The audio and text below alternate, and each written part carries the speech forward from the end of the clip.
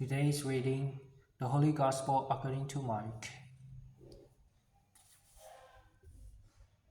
And ascending onto a mountain, he called to himself those whom he willed, and they came to him. And he acted so that the 12 would be with him, and so that he might send them out to preach. And he gave them authority to cure infirmities and to cast out demons.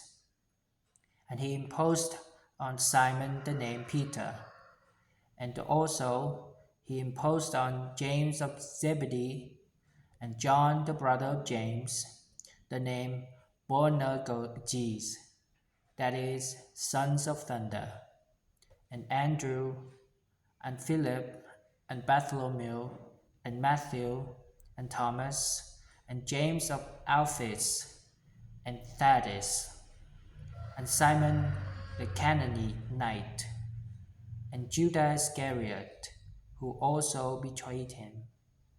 This is the word of the Lord.